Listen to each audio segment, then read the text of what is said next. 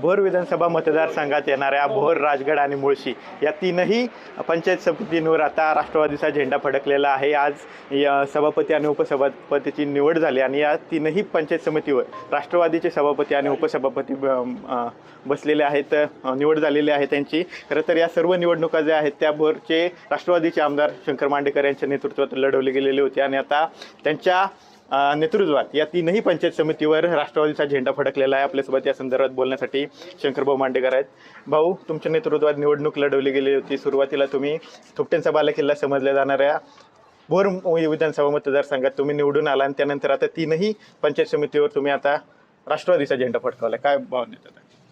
खरं तर गेले अनेक दिवस नामदार अजितदादा पवार यांची इच्छा होती या मतदारसंघावर जे नेतृत्व त्यांच्या विचाराच्या लोकांकडे आलं पाहिजे, म्हणून ते स्वतः प्रयत्नशील होते। आणि मागच्या काळात मला संधी मिळाली, नंतर या ठिकाणी उभे असलेले रणजितदादापासून तर नानापर्यंत या सर्वच लोकांनी सहकार्य केलं आणि मला या ठिकाणी नेतृत्व करण्याची संधी मिळाली।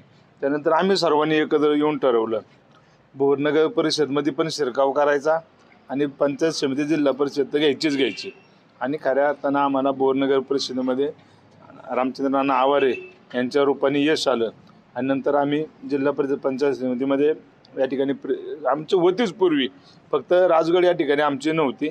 आम्ही प्रयत्न केले आणि त्यात आम्हाला यश आलं आणि आम्ही त्याच वेळेस सांगितलं होतं काही करून आम्ही तीनही पंचायत समिती राष्ट्रवादीच्या आणणार आणि आम्ही ते आणून दाखवलं।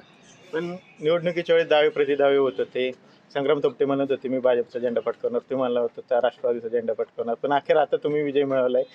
विधानसभेप्रमाणेच आता ही निवडणूक झालेली दिसते। हो, नक्कीच। कारण की शेवटी कार्यकर्त्यांची इलेक्शन होते।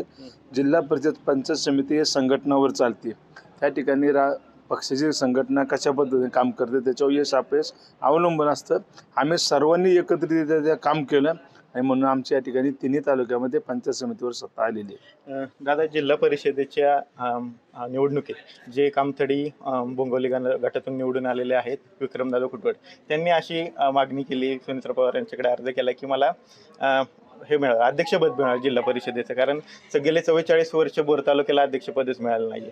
तुमची सुद्धा त्याच्यासाठी मागणी आग्रही राहणार आहे, कारण 44 वर्ष बोर तालुक्याला अध्यक्षपद नाही। भोर विधानसभेला अध्यक्षपद मिळावं ही माझी पण इच्छा आहे। फक्त आता झाले काय, ते भौगोलिकदृष्ट्या आपण पाहिलं, पूर्वी भोर राजगड असा मतदारसंघ होता आणि आता 3 तालुक्याचा मतदारसंघ झाला आहे।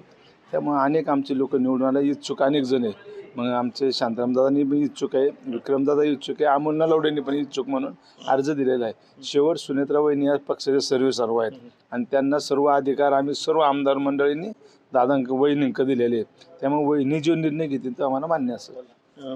पण मला वाटतंय आपल्या विधानसभा मतदारसंघाला हे अध्यक्षपद मिळावं। शेवटचा प्रश्न, दादांचा अपघात झाल्यानंतर अनेक दावे प्रतिदावे किंवा मतमतांतर पाहायला मिळतात। दादांचा अपघात आहे की घडून आणलेला हे आहे तो अपघात आहे, काय नक्की याच्यावर तुमचं म्हणणं काय? दादांच्या तुम्ही पाहिलं असं आम्ही सर्व आमदारांनी मुख्यमंत्र्यांची भेट घेऊन त्यांनाही आम्ही एक मागणी केली होती, पत्र पण दिलंय, विधान भवनात पण भेटलोय की या अपघाताची सखोल चौकशी व्हावी आणि ती चौकशी अहवाल आल्यानंतर त्यात नक्की काय ते डिटेल होईल। सध्या अधिवेशन सुरू आहे, कुठले कामं तुम्ही बजेटमध्ये किंवा बोर तालुक्यात बोर मतदारसंघात तुमच्या मतदारसंघात यासाठी मांडलेले आहेत, काय बजेटमध्ये तुम्ही मांडले? खरं तर बजेट यावेळेस आम्हाला सत्तेतल्या आमदारांना मिळालं, प्रत्येक आमदाराला 25 कोटी रुपये या ठिकाणी त्यांनी दिलेत।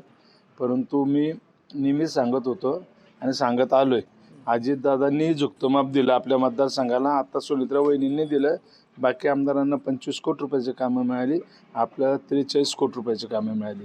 कारण शेवट हा 3 तालुक्याचा मतदारसंघ आहे, म्हणून पक्ष संघटना म्हणून काम करत असताना वहिनीसुद्धा या भागाला जास्त झुकतं माप देण्याचं काम करतात आणि त्यामुळं जी आमची विकास कामं आपल्याला करायची होती ते आम्ही करण्यासाठी 43 कोटी रुपये आत्ता आणलेले आहेत आणि भविष्यात मोठ्या प्रमाणात निधी आणू। आता जिल्हा परिषद अध्यक्ष आमचा होणार आहे, आजच सांगतो, उपाध्यक्ष आमचा आहे आणि 4ही समिती सभापती आमचे राष्ट्रवादीचेच होणार आहे। कुणी काही म्हणत आता त्यांना विचारा काय ह्याच्यात काय होणार आहे का, आणि त्यांनी सांगितलं होतं जिल्हा परिषद आमची तर आणून दाखवा म्हणले होते, आम्ही आमची आणली त्यांची पण आणून दाखवली। दादांनंतर आता सुनेत्रा वहिनी सक्षमपणे त्यांच्यासारखंच काम करते 100%। आपण पाहतोय की सभापती आणि नवनिर्वाचित उपसभापतींची भेट घेतलेली आहे, त्यांचं अभिनंदन केलेलं आहे आणि त्यानंतर विविध प्रश्नांवर आमदार शंकर मांडेकर यांनी आपली प्रतिक्रिया दिलेली पाहायला मिळते. कॅमेरा पर्सन तुषार सेनेसह विनय जगताप, TV9 मराठी, भोर, पुणे.